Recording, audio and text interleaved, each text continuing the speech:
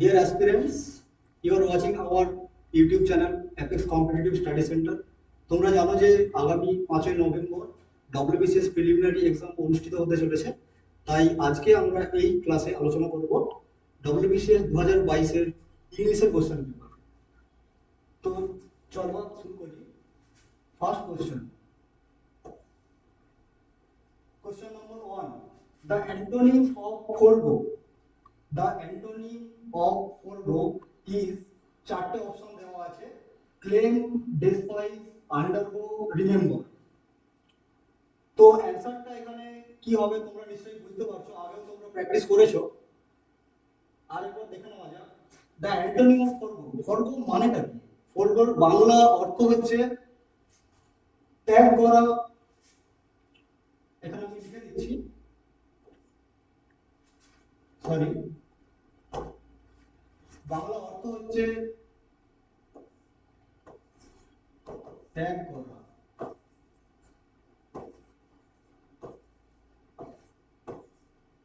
তো এখানে অ্যান্টোনিম অর্থাৎ অপোজিট ওয়ার্ড বা বিপরীত শব্দ কি হবে?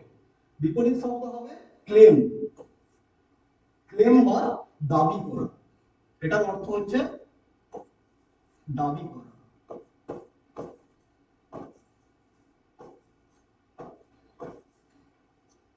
আচ্ছা, বাকিগুলোর অর্থ আমরা দেখে নিই। ডেসপাইজ। ডেসপাইজ কথার অর্থ হচ্ছে অবজ্ঞা করা। অবজ্ঞা।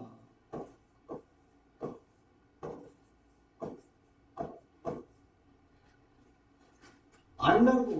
আন্ডারগো কথার অর্থ হচ্ছে সাফার বা কারোর অধীনে থাকা, এরকম কিছু অর্থ বোঝায়। এটা আমি লিখছি না এখানে। রিমেম্বার কথার অর্থ রিকালেক্ট বা রিকল, অর্থাৎ স্মরণ করা। ঠিক আছে, এটা আমরা ডিলিট করছি।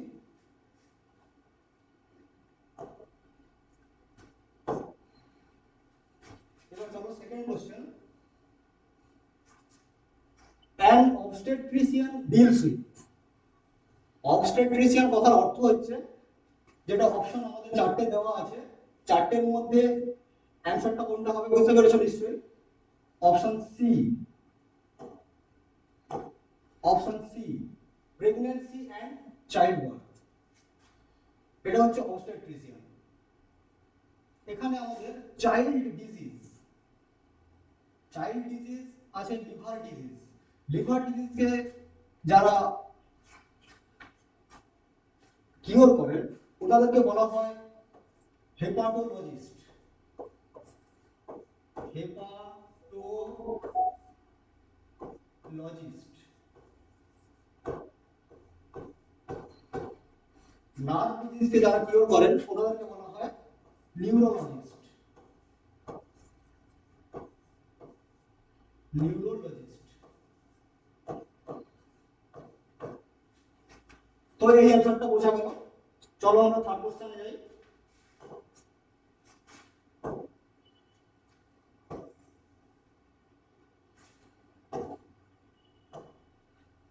থার্ড কোশ্চেনটি আছে, fill in the blank with the appropriate option. He spends our dash the phone every day.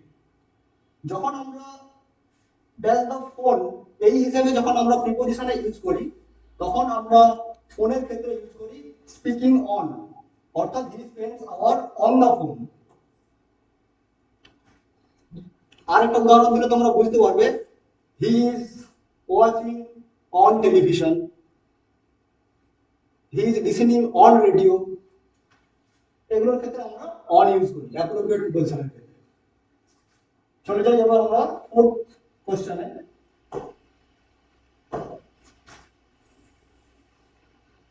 Which one is the plural number? এখানে প্লুরাল নাম্বার দেখো চারটে দেওয়া আছে: ইন্ডেক্স, অ্যালুমনি, হাইপোথেসিস, অ্যানালিসিস। এটা কোনটা হবে নিশ্চয়ই বুঝতে পারছো। চারটের মধ্যে যেটা দেখো অ্যালুমনি, এইটা হচ্ছে আমাদের প্লুরাল নাম্বার। এটা হচ্ছে আমাদের প্লুরাল নাম্বার অ্যালুমনি। অ্যালুমনাস হচ্ছে আমাদের এটা সিঙ্গুলার। অ্যালুমনাস, অ্যালুমনাসটা সিঙ্গুলার, সিঙ্গুলার থেকে প্লুরাল হচ্ছে অ্যালুমনি। ইন্ডেক্স থেকে এটা হচ্ছে সিঙ্গুলার, ইন্ডেক্স থেকে প্লুরাল নাম্বার হচ্ছে ইন্ডিসেস। হাইপোথেসিস যখন আইএস থাকবে তখন তোমরা ইএস করে দেবে, hypothesis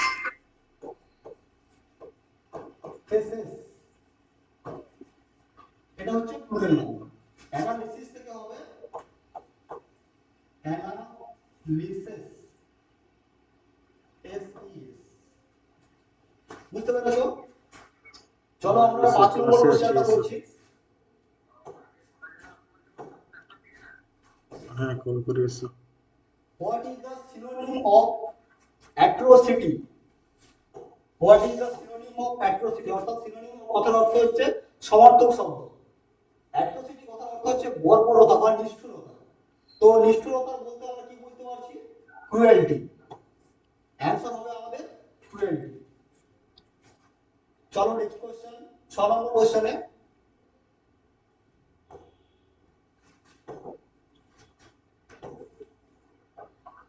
the idiomatic expression a slap on the wrist means, তোমরা ইডিয়ম নিশ্চয়ই পড়েছো, এখানেও একটা কোশ্চেন দেওয়া আছে ইডিওমেটিক এক্সপ্রেশন, অর্থাৎ ইডিয়মটাই তোমাদেরকে বুঝতে হবে। চারটে অপশন আছে, option A short on time, a very mild punishment, to have a dispute, to force on issue. তো দেখো a slap on the wrist means idiomatic এক্সপ্রেশনের ক্ষেত্রে অর্থটা হচ্ছে এ ভেরি মাইল্ড পানিশমেন্ট, অর্থাৎ 6 এর বি হচ্ছে আমাদের অ্যানসার। ভেরি মাইল্ড পানিশমেন্ট মানে হচ্ছে খুব অল্প শাস্তি এবং মৃদু কোনো কিছু বোঝাচ্ছে। ওকে, চলো এবার আমরা 7 নম্বর কোশ্চেনে যাই। ওখানে ওখানে ঠিকই ছিল তো।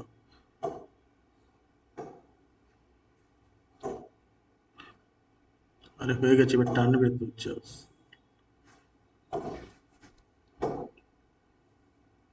7 নম্বর কোশ্চেনে দেখো, fill in the blank with the correct word. Ram and his brothers were 4 in quantity, number, numbers, totality. তো এখানে সংখ্যা দেওয়া আছে, Ram and his brothers were 4 in, এখানে আমাদের অ্যানসার হবে, অ্যাপ্রোপ্রিয়েট অ্যানসার হবে নাম্বার। অ্যাপ্রোপ্রিয়েট অ্যানসারটা হবে নাম্বার। তো নাম্বার এটা আমরা ইউজ করি সাধারণত নন স্পেসিফিক নাম্বারের ক্ষেত্রে। নন স্পেসিফিক কোনো কিছু থাকলে তখন আমরা নাম্বার ইউজ করি। যখন বিস্তারিত আলোচনা হবে অন্য ক্লাসে টপিকের, তখন আমরা এটা বলে দেব। চলো নেক্সট কোশ্চেন, 8 নম্বর।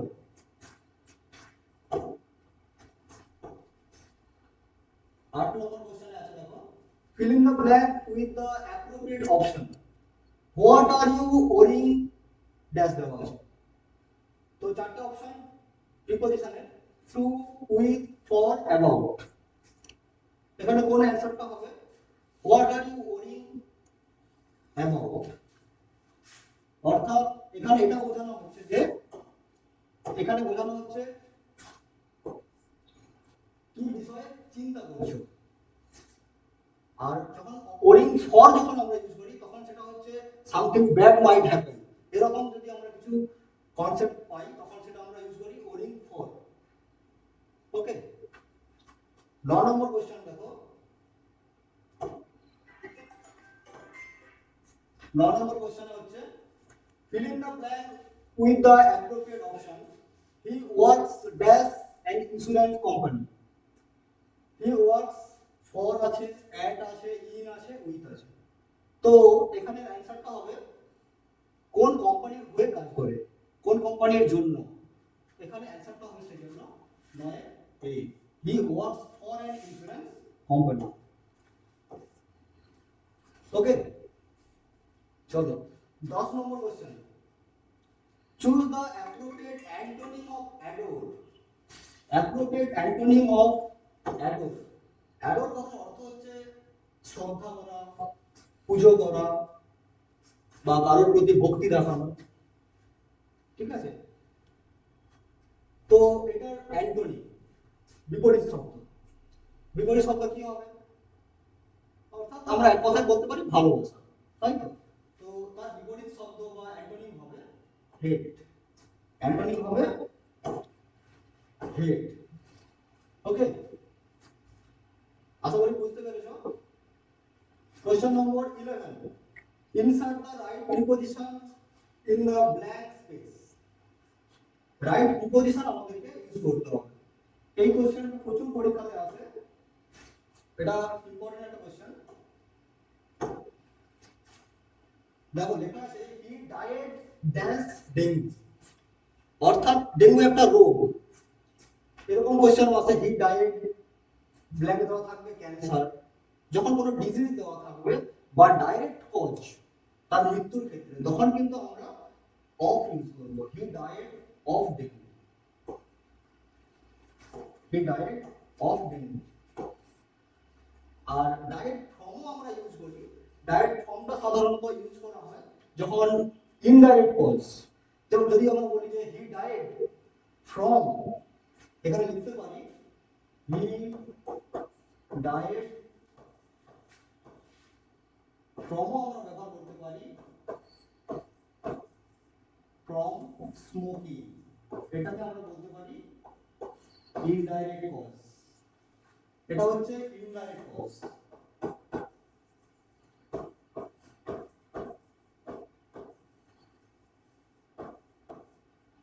এছাড়াও আমরা বাইও ব্যবহার করতে পারি। সেটা কখন? সেটা দেখো বাইটা ইউজ হয়, একটা উদাহরণ দিয়ে দেখাচ্ছি। He died by bullet,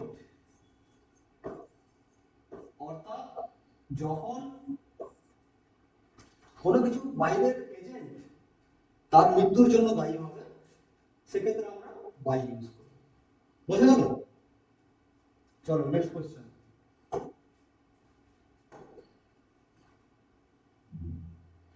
Question number 12. Fill in the blank with the appropriate option. C has no control, blank দেওয়া আছে her temper. তো চারটা অপশন আছে অন, উইথ, ওভার, আফটার। এখানে তো একটা অ্যানসারই আমাদের হয়ে যাবে। কন্ট্রোলের পরে আমরা অ্যাপ্রোপ্রিয়েট প্রিপোজিশন অনুযায়ী ওভারটা ইউজ করি। She has no control over her temper. Okay, she has no control over her temper. বোঝা গেল? চলো নেক্সট কোশ্চেন।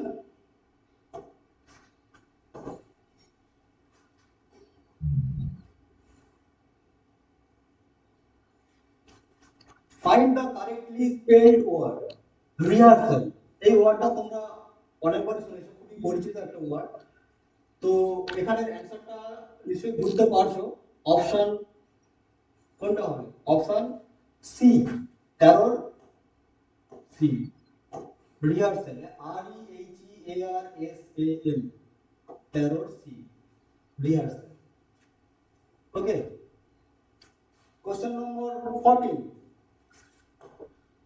কোশ্চেন নম্বর 14 দেখো, it has been established that, একটা সেন্টেন্সের ফার্স্ট পার্ট দেওয়া আছে, চারটে অপশন দেওয়া আছে, আমাদেরকে মিনিংফুলি সিকোয়েন্স অনুযায়ী সাজাতে হবে।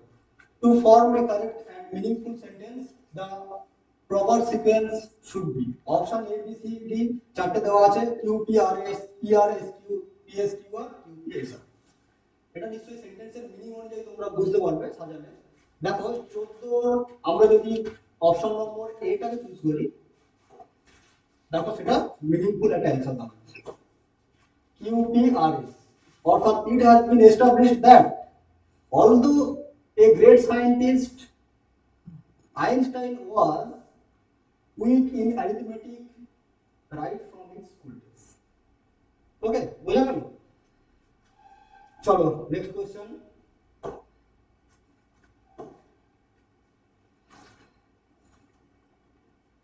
Instead of tolerance we can say, tolerance মানে হচ্ছে সহনশীলতা বা সহ্য ক্ষমতা। আমরা একটা ভার্ব ফর্মে সহ্য করা এটা হিসেবে ইউজ করি। এটা noun form, tolerance actually noun form. তো এখানে বিয়ার উইথ প্রেজেন্ট ভার্ব দেওয়া আছে, মিনিং অনুযায়ী আমরা এটাকেই রিপ্লেস করব। ঠিক আছে, 15C অ্যানসার, বিয়ার উইথ, সহ্য করা। Okay, question number 16। Question number 16, philanthropist. Philanthropist কথার অর্থ বাংলাতে আমরা অর্থ বলতে পারি মানব হিতৈষী বা পরহিতৈষী বা বিশ্বপ্রেমিক। তাকে আমরা সিনোনিম হিসেবে কি ইউজ করতে পারি? 16 এর এ, হিউম্যানিটেরিয়ান। হিউম্যানিটেরিয়ান, ওকে, অ্যানসার হবে হিউম্যানিটেরিয়ান। আচ্ছা, হেটারোক ম্যান। হেটারোক ম্যানকে আমরা কি বলি? হেটারোক ম্যানকে আমরা বলি মিস অ্যান্থ্রোপ। বলি misanthrope. Lover of animals, জুফিলিস্ট।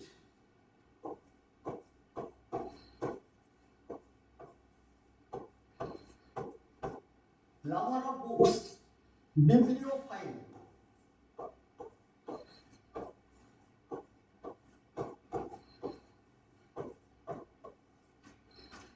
ওকে, তোমরা নোট করে নিতেও পারো।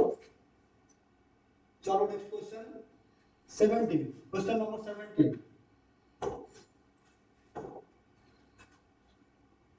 what type of sentence is do or die? দেখো, গঠন অনুযায়ী আমরা চারটে ভাগ পাচ্ছি, simple,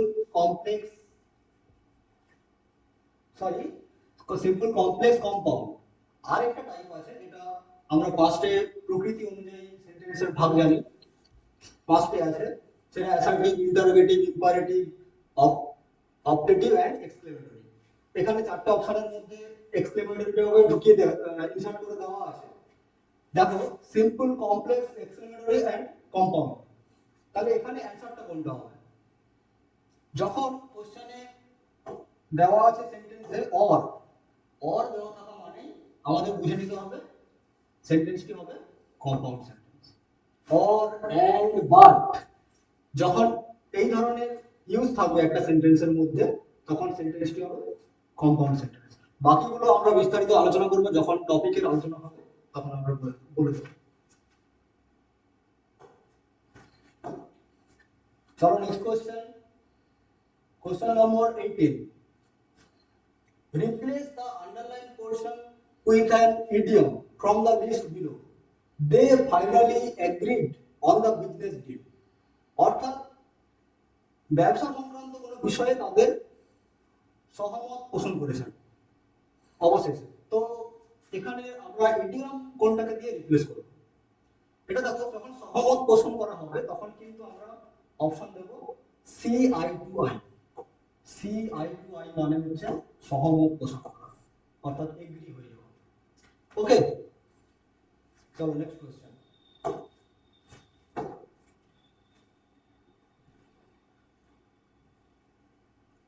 Next question, question number 19. I have done my duty. Which tense is this? Tense নিশ্চয়ই তোমরা পড়েছো, টেন্সের গঠন, টেন্সের কনসেপ্টটা তোমরা অবশ্যই জেনেছো। তো এখানে কোশ্চেনটা দেখো, I have done my duty। তো এখানে সাবজেক্ট আছে, হ্যাভ ভার্ব আছে, মূল ভার্ব আছে, ডান, তারপরে মাই ডিউটি, অবজেক্ট। তো সাবজেক্ট, হ্যাভ, হ্যাজ এবং ভার্বের থার্ড ফর্ম বা পাস্ট পার্টিসিপল ফর্ম যখন একটা সেন্টেন্সের মধ্যে থাকে, তখন সেটা আমরা কি টেন্স হিসেবে জানি? সেটাকে আমরা বলি প্রেজেন্ট পারফেক্ট। সেটাকে আমরা বলবো present perfect. Okay, question number 20, use a correct gerund in the blank space. দেখো, জিরান্ড হচ্ছে কনসেপ্টটা একটু জেনে নিই। ভার্বের সঙ্গে আমরা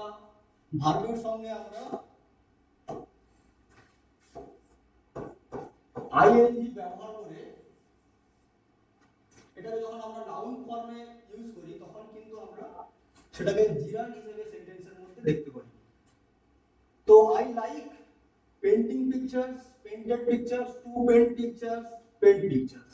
যেহেতু এটা জিরান্ড বলেছে, পেইন্ট থেকে ভার্বের সঙ্গে আইএনজি দিলে হবে পেইন্টিং। তো অ্যান্সার হবে 20A। I like painting pictures. বুঝেছে? চলো নেক্সট কোশ্চেন। যখন আমরা টপিক আলোচনা করব এটা বিস্তারিত আরো বলে দেব। কোশ্চেন নম্বর 21,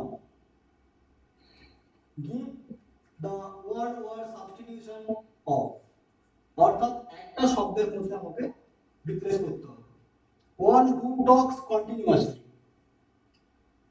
যে কন্টিনিউয়াস কথা বলে তাকে বলা হয়, আমরা বাংলাতে বলি না বাচা, সেই বাচার কথাকে ইংরেজিতে বলা হয় লোকেসিয়াস। 21 এর সি বলা হচ্ছে লোকেসিয়াস। ওকে, কোশ্চেন নম্বর 22, কোশ্চেন নম্বর 22, দেখো, give the one word substitution of creature having both male and female organs। এই ধরনের আমরা মানুষকে দেখেছি, আমাদের আশেপাশে দেখেছি, বুঝতে পেরে নিশ্চয়ই পেরেছো, মেল অ্যান্ড ফিমেল অর্গানস উভয়ের সংযোগ। তো এটা অ্যান্সার হবে option number D, hermaphrodite. Hermaphrodite. ওকে, অর্থাৎ এক কথায় বাংলায় আমরা যে বলি হিজড়ি। চলো next question. Question number 23, what is the most appropriate passive form of who has done the work? Passive form অর্থাৎ এটা ভয়েস চেঞ্জ দেওয়া আছে, অ্যাক্টিভ থেকে আমাদের প্যাসিভ করতে হবে। হু থাকলে আমাদের চেঞ্জ করতে হয় বাই হুম, অর্থাৎ আমাদের শুরু হবে বাই হুম দিয়ে। হ্যাভ থাকলে আমাদের শুধু আনতে হবে প্যাসিভের সময় been, B double E N এ। তো এখানে দেখো দুটো অপশনে আমরা কাছাকাছি একই রকম আসছে। Option number B, by whom has been done the work, আর option number D, by whom has the work been done. তো আমরা কোনটা চুজ করব? অ্যানসার হবে এর D, by whom has the work been done. এটা অ্যানসার হবে। কনসেপ্টটা যদি ক্লিয়ার থাকে তো তোমরা নিজেরাই বুঝতে পারবে এটা। ওকে, যখন আমরা সবকিছু টপিকের ক্লাসে আলোচনা করে দেব। দেখো next question, question number 24, what parts of speech is the word adjective? এখানে অ্যাডজেক্টিভ কথার অর্থ হচ্ছে বিশেষণ। বিশেষণ এটা কিন্তু শুধুমাত্র একটা নাম হিসেবে বোঝাচ্ছে।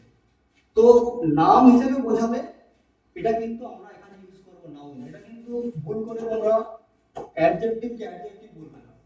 ঠিক আছে, অ্যাডজেক্টিভ কথার অর্থ বিশেষণ, অর্থাৎ এটা নাম হিসেবেই ব্যবহার হচ্ছে। ওকে, তো এটা হবে নাউন, 24 এর বি।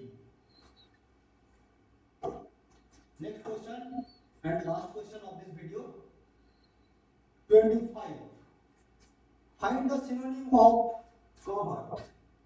কভার্ট কথার অর্থ হচ্ছে কোনো কিছু গোপন রাখা। অর্থাৎ তাহলে এটা আমরা বুঝতে পারছি চারটে option, revert, secret, desert and honest. তো অ্যানসার কোনটা হবে? যদি গোপন রাখা বলি তাহলে হবে সিক্রেট। রিভার্ট কথার অর্থ হচ্ছে রিটার্ন করা, কোনো কিছু ফিরিয়ে দেওয়া।